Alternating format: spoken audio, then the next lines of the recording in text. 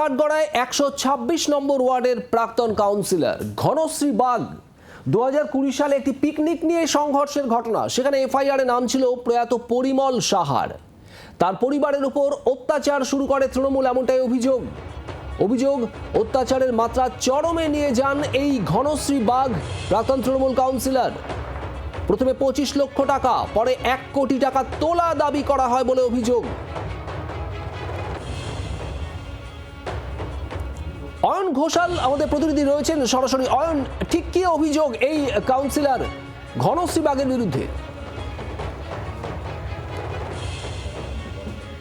প্রথম অভিযোগ 25 লক্ষ টাকা নেওয়ার। সেই 25 লক্ষ টাকা জি 24 ঘন্টার কাছে যিনি অভিযোগকারিনী, তার দাবি হচ্ছে তিনি সেই 25 লক্ষ টাকা তুলে দিয়েছেন। এরপর যার মৃত্যুকে কেন্দ্র করে এই গোটা ঘটনার সূত্রপাত, মৃত্যুর আগে 25 লক্ষ টাকা এবং মৃত্যু হওয়ার পরে মামলাটি প্রত্যাহার করতে 1 কোটি টাকা দেওয়ার চাপ এই পরিমল বাবুর পরিবারের ওপর। কে এই পরিমল সাহা? গোটা বেহালা পূর্ব বিধানসভা কেন্দ্রে যখন বিজেপির একটা ঝান্ডা তোলার লোক ছিল না, তখন থেকে সেখানে বিজেপি করেন পরিমল সাহা। এবং ঠিক সেই কারণেই তিনি এবং তারপরে তার যারা উত্তরসূরি, তারা এই ঘনশ্রী বাগ, যিনি একসময় 125 নম্বর ওয়ার্ডের পুরপিতা ছিলেন এবং 2021-এর যে পুরো ভোট, তারপর তিনি 126 নম্বর ওয়ার্ডের পুরপিতা হন। এই মুহূর্তে পুরো ভোট ভেঙে যাওয়ায় তিনি প্রাক্তন পুরপিতা বা কাউন্সিলর। তিনি তারপর থেকে লাগামহীন অত্যাচার, মানসিক নিপীড়ন শুরু করেন।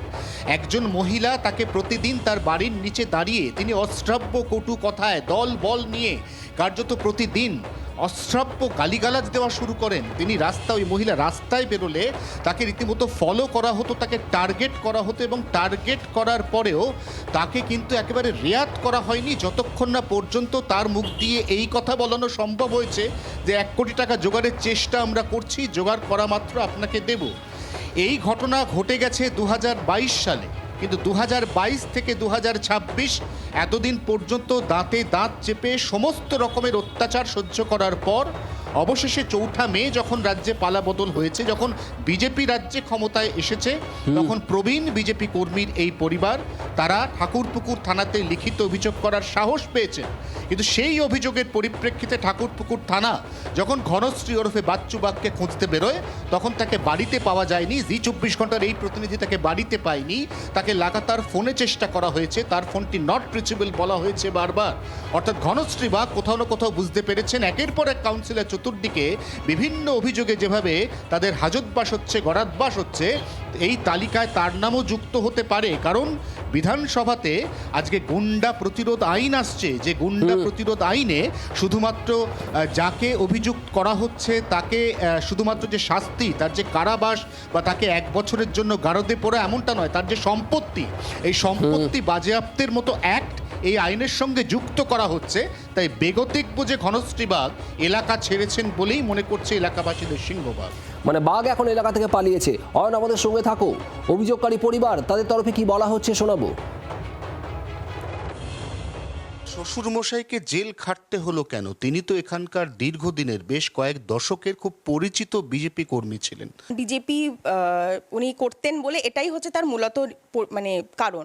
আমার বাড়িতে বিজেপি যুবর পুরো সাউথের পার্টি অফিস ছিল, সেখানে প্রতিনিয়ত প্রত্যেকে আসতেন। যিনি আর কি অ্যাকিউজ ছিলেন তখন আর কি ভিকটিম, ভাস্কর ব্যানার্জি, যে ক্লাবটাতে আর কি ঝামেলাটা হয়েছিল, ওখানকার একটা নর্মাল ক্লাব মেম্বার ছিলেন। তো সেদিনকে সেখানে পিকনিক ছিল, তো উনি পার্টি থেকেই মানে বিলং করতেন না, কোনোভাবে উনি আক্রান্ত হওয়ার পরেই তারপর থেকে টিএমসি শুরু করলো যে ওটা। সেই আক্রান্ত হওয়ার ঘটনার পরেই কি আপনার যিনি শ্বশুরমশাই তিনি তার প্রতিবাদ সেখানে গর্জে ওঠেন?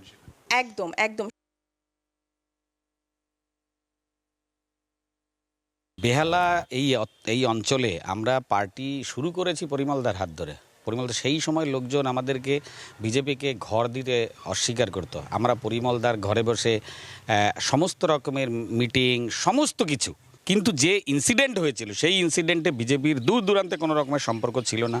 আর পরিমলদার তো থাকারই কথা নয়। আমাদের মুখ্যমন্ত্রীর যেটা উদ্দেশ্য, আমরা শুধু এদেরকে ধরলেই হবে না, এরা এতদিন বসে যে অ্যাসেট করেছে, মানে অনিয়ম বেআইনিভাবে যে অ্যাসেট করেছে, সেই অ্যাসেটটাকে বাজেয়াপ্ত করা হবে। এবং আজকের বিল যেটা আসছে, সেই বিলটার মুখ্য উদ্দেশ্য এটাই। তাহলেই পরবর্তীতে যদি কেউ এসবগুলো করতে যায়, সে চিন্তা করবে না এইরকম কিন্তু নিয়ম আছে, সুতরাং আমাকে এটা করা যাবে না। বাংলার আওয়াজ, বাঙালির আবেগ, জি 24 ঘন্টা।